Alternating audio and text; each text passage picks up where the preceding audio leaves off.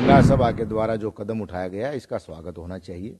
किसी भी धर्म विशेष का कोई पवित्र स्थान होता है, वहाँ किसी दूसरे धर्म के व्यक्ति का प्रवेश नहीं होना चाहिए। ये मांग तो पहले से नगर पालिका के बायलाज में भी थी और अब नगर निगम भी बन गया है। कोई भी गैर हिंदू ना यहाँ जमीन खरीद सकता था, ना रात्रि निवास कर सकता था। हाँ, तो ऐसी स्थिति में अगर ये मांग कर रहे हैं तो वो जायज मांग है, ये तो बहुत पहले से कर देनी चाहिए। तीर्थ नगरी हरिद्वार के कुंभ क्षेत्र में गैर हिंदुओं की एंट्री बैन किए जाने की मांग के बीच हर की पौड़ी पर चेतावनी के बोर्ड लगाए गए हैं, जिसमें हर की पौड़ी पर अहिंदू प्रवेश निषेध क्षेत्र यानी गैर हिंदू की एंट्री पर रोक की चेतावनी लिखी गई है, जिस पर सुनिए साधु संतों का क्या कहना है। गंगा सभा के द्वारा जो कदम उठाया गया इसका स्वागत होना चाहिए। किसी भी धर्म विशेष का कोई पवित्र स्थान होता है, वहाँ किसी दूसरे धर्म के व्यक्ति का प्रवेश नहीं होना चाहिए। तो इसी प्रकार से सन 1915-16 में हरिद्वार नगर पालिका में एक्ट बना हुआ है कि कोई भी व्यक्ति दूसरे धर्म का यहाँ प्रवेश नहीं कर सकता है।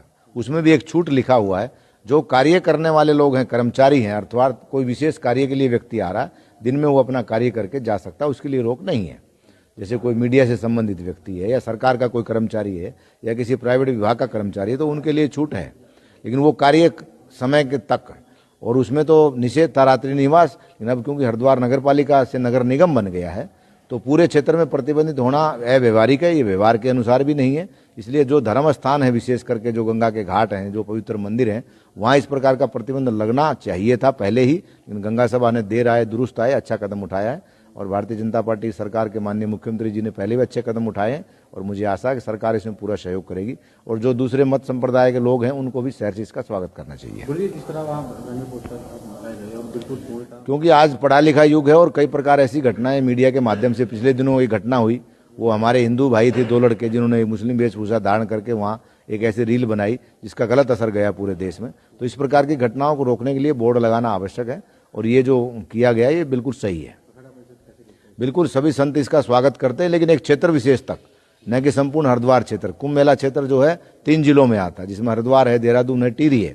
तो संपूर्ण मेला क्षेत्र को अगर हम चाहें तो प्रतिबंधित करना वो गलत है, वो व्यवहारिक भी नहीं है, क्योंकि हमारे हरिद्वार में बहुत से मुस्लिम भाई बंधु रहते हैं ज्वालापुर में, वो नगर निगम के अंतर्गत ही। लेकिन जहाँ पूजा के स्थान है या संतों का जहाँ निवास स्थान है, जहाँ कैंप लगेंगे, हर की पौड़ी का क्षेत्र है, दक्ष मंदिर है, माया देवी है, मनसा देवी है, चंडी देवी, ये क्षेत्रों में प्रतिबंध हो, ये अच्छी बात है, होना भी चाहिए।